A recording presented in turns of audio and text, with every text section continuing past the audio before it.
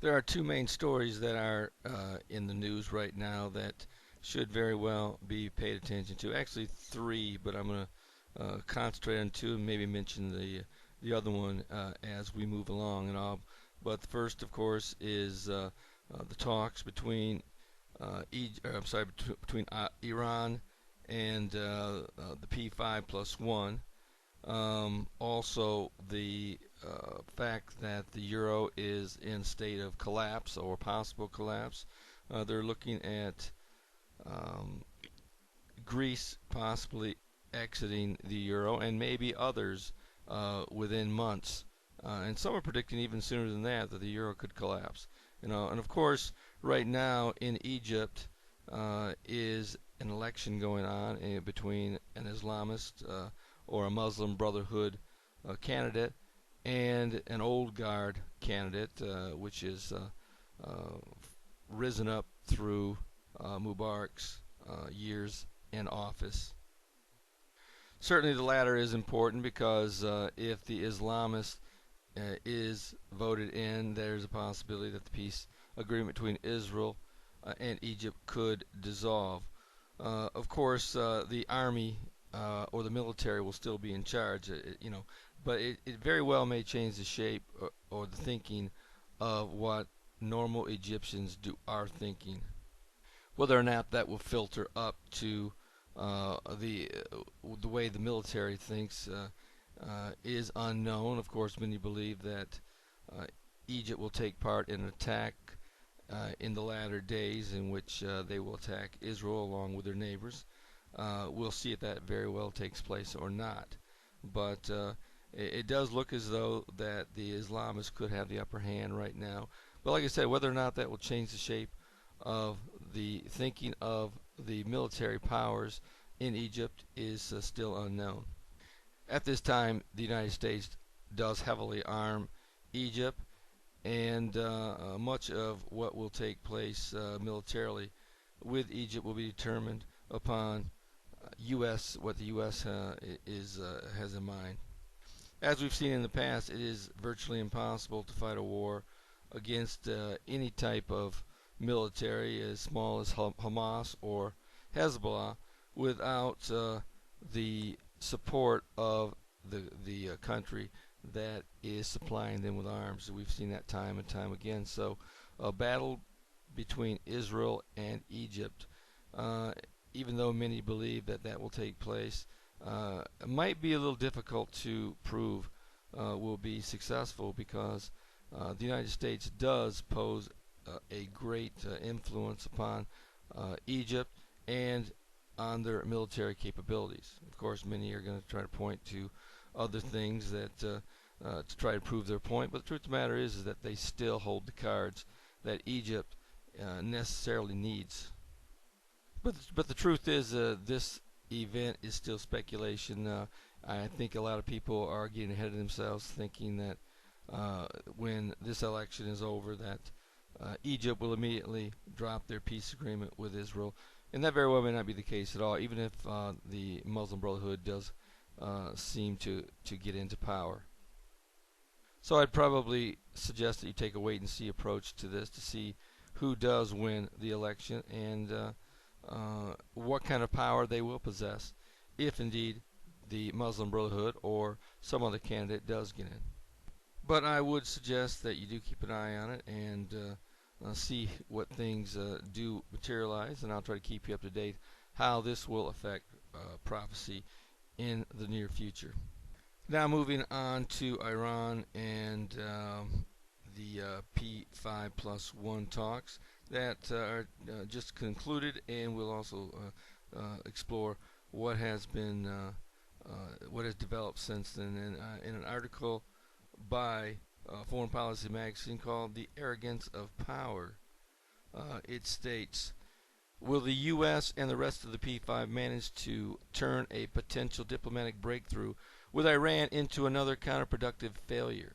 It's too soon to tell, but betting on failure has been the smart wager in the past.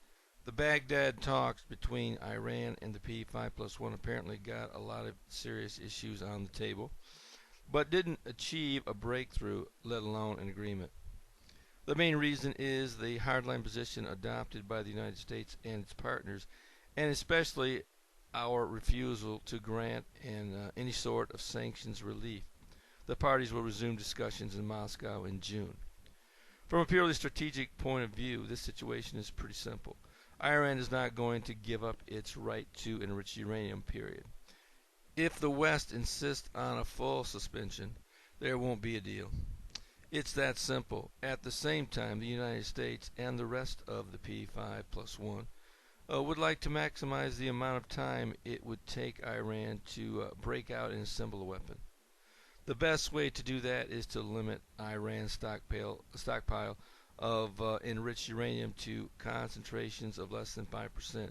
If Iran insists on keeping a large supply of 20% enrichment, uranium on hand will walk too. So there you have the outline of the deal. We accept low-level enrichment and lift sanctions, and Iran gives up the 20% stuff, although there are other details that will have to be worked out too. Frankly, given where we are today, it's surprising the U.S. isn't grabbing that deal with both hands. Why? Because unless the U.S. is willing to invade and occupy Iran, and we're not, or unless we are willing to bomb its facilities over and over every time Iran builds them, there is no way to prevent Iran from having the potential to obtain nuclear weapons if it decides it wants to. They know how to build centrifuges, folks, and the rest of the technology isn't that hard to master. So the potential is there, and there's no realistic way to eliminate it. So talks will continue, and the next set of negotiations will be in Moscow in June. But we also need to address the fact that Israel said that they now are taking back their promise that they will not attack Iran's facilities before the elections in November. That's something that they've stated out loud. As I've said in the past, if a nation, usually when Israel says something out loud, that usually means that they're not going to do it militarily, because why in the world would you announce the fact that you're going to attack somebody within a time frame? Or there's a possibility of that. But you know what? I'll give them the benefit of the doubt, whatever the case may be, and we'll see what happens. No one really knows what the future holds, but we can speculate, and that's really what this is all about, is speculating what the future will hold. So we'll leave it at that. As I've said in the past, I frankly believe that Iran will pacify the P5+1 and the United States, whether it be for a short time or whatever the case may be. But I think that they will come to a manageable agreement, if they haven't already. We really don't know what's going on in those meetings, but it's possible that they could be closer to an agreement than we think. And when I say an agreement, that doesn't mean that it's going to be agreeable with Israel. Israel may not have any choice whatsoever with what the P5+1 comes up with. And frankly, that probably will be the case, but we'll have to wait and see what happens. Now I will just briefly touch on Syria. Right now, the United States hopes to get Russia to intervene in Syria and to persuade Bashar Assad, the current leader of Syria, to walk away from his reign. But I really don't see that happening. But again, that's speculation on my part.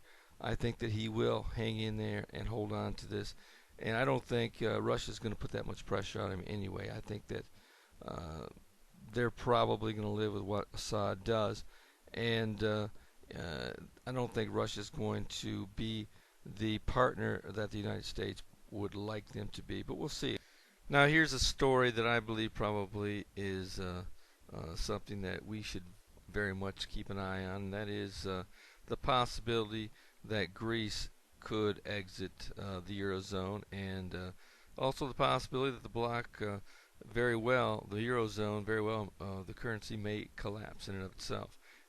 And there are a number of different indicators that say this is a possibility. Number one, Switzerland is at this time making contingency plans that this possibility could take place in the near future, and so is Lloyd's of London Insurance, uh, whose 23.5 billion pounds of gross written premiums is mainly in the Eurozone. And these are things, the indicators that you probably should look at. And in fact, the Lloyd's of London article says that the Lloyd's of London insurance market has reduced its exposure as much as possible to the Eurozone in case the bloc's currency collapses. That revelation came from its chief executive, Richard Ward.